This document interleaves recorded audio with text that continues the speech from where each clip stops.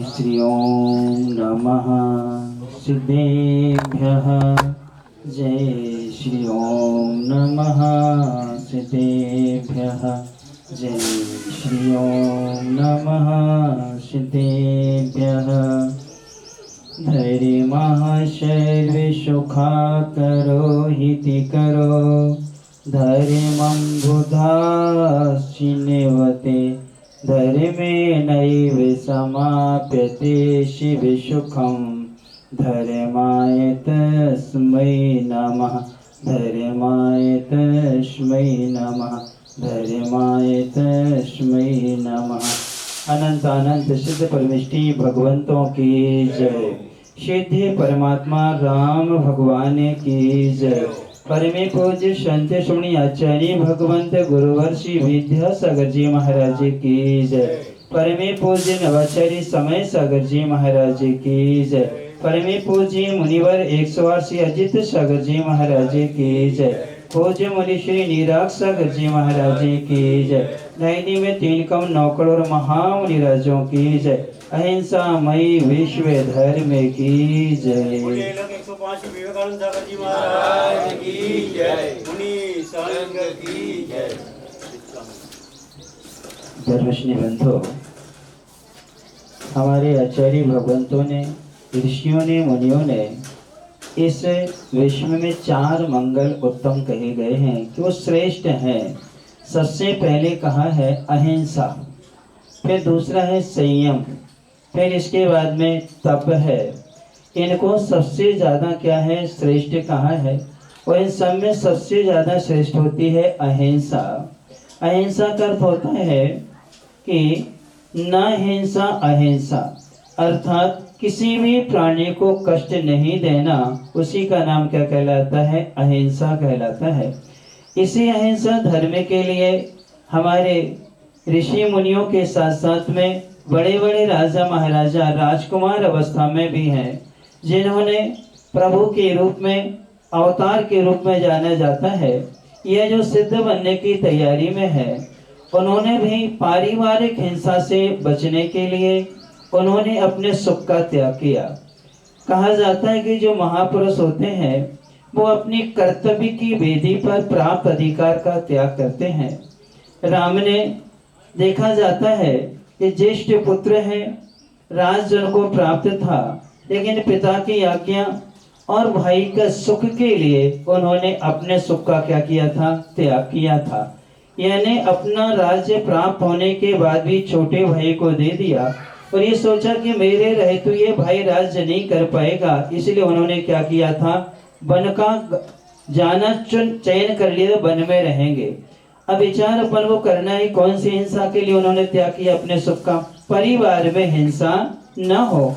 यानी कि किसी व्यक्ति के प्राणों का घात होना तो हिंसा है ही है, लेकिन किसी के मन को ठेस पहुंचना, किसी के मन में आकुलता, दुख होना, तकलीफ होना, इसका नाम भी क्या है, जैन आगम में हिंसा का है। हमारी आत्मा में राग और द्वेष की उत्पत्ति होना भी हिंसा कहलाती है। ऐसी हिंसा के लिए बचने के लिए उन्होंने अपने सुख का त्याग करके वन को चुना, और वन में रहते हुए राम ने कभी भी ऋषि मुनियों की सेवा करते हुए उन्होंने पशु आदि का भी क्या किया है, संरक्षण किया है, पक्षियों का भी क्या किया है, संरक्षण किया है। जहाँ मरणासन अवस्था में बैल को नमोकार मंत्र सुनाया, तब उन्होंने वहीं जटायु जैसे पक्षी को भी क्या किया, वन में रह करके क्या है, संभाला है, अर्थात उसको अपने हृदय से लगा करके उसके लिए प्राणों को जीवंत बनाया है। इसी प्रकार से नारायण कृष्ण जी ने भी बहुत अच्छा प्रयास किया था।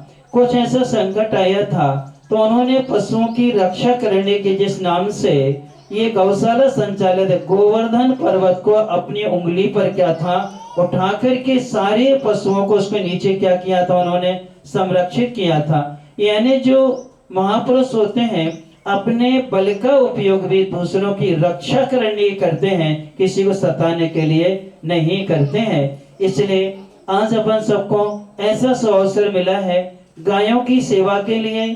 शायद आपने महाभारत का युद्ध देखा हो, अज्ञातवास काट रहे विराट नगरी में 5 पांडव थे। उस समय कौरवों ने कोशिश की थी वहां के पशुधन को क्या करने की, हरण करने की, लेकिन उस समय अर्जुन से रहा नहीं गया और उन्होंने, अर्जुन ने जाकर के सारे पशुधन को क्या किया था, रक्षक भले 1 साल का अज्ञातवास पुनः सहन करना पड़े हम कर लेंगे, लेकिन पशुओं को कष्ट नहीं होने देंगे। इसी प्रकार से अपन सबको भी सोचना चाहिए। आज आधुनिकता में हम इतने रच पच गए हैं, आज प्राय करके लोग अपने घर में कुत्ते को पालते हैं, जबकि हमारे किसी भी ग्रंथ में कुत्ते को पालने का विधान नहीं है, क्योंकि कुत्ता हिंसक प्राणी होता है। उससे जब भी आपके यहाँ नकारात्मक ऊर्जा ही आएगी, जबकि गाय का पालन करने से सकारात्मक ऊर्जा आती है। हमारे यहाँ आचार्य गुरुवर श्री विद्यासागर जी महाराज जी ने एक चंपू काव्य लिखा हुआ है, उसमें बहुत अच्छी धीरोदय में बहुत अच्छी बात कही है, जहां गौ का रव सुनाई देता है वहां गौरव का अनुभव होता है। गौरव यानी गौ की आवाज, रव यानी आवाज, जहां गौ के शब्द सुनाई देते हैं वहां किसका अनुभव होता है, गौरव का अनुभव होता है। आप देख लेना, गाय का रमाना और कुत्ते का भौंकना दोनों में बहुत अंतर होता है। जो शांति आपको गाय की आवाज सुनने से मिलती है वो कुत्ते के भौंकने से नहीं मिलती है।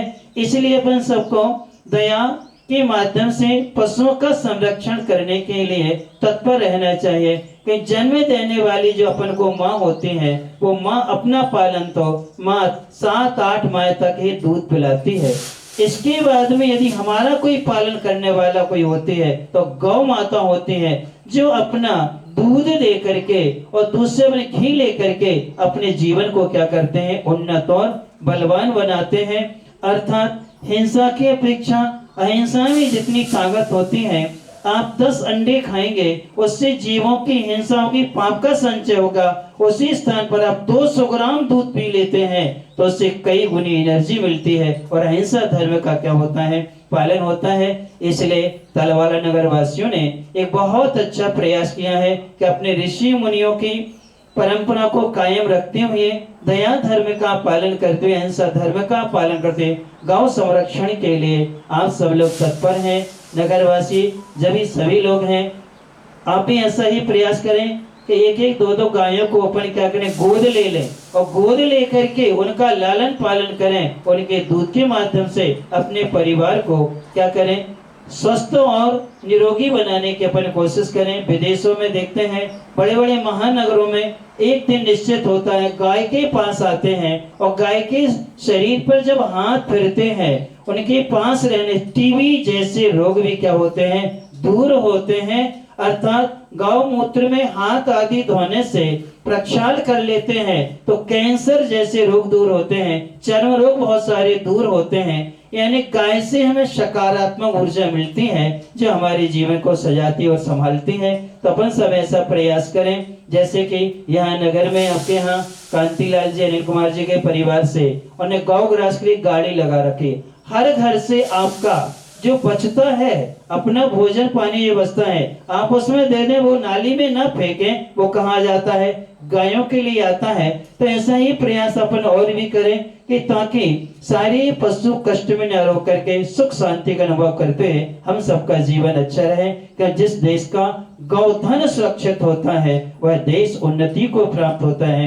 विराट नगरी की सुरक्षा समृद्धि का मूल कारण था क्यों, गौधन था और वो क्या था, सुरक्षित था।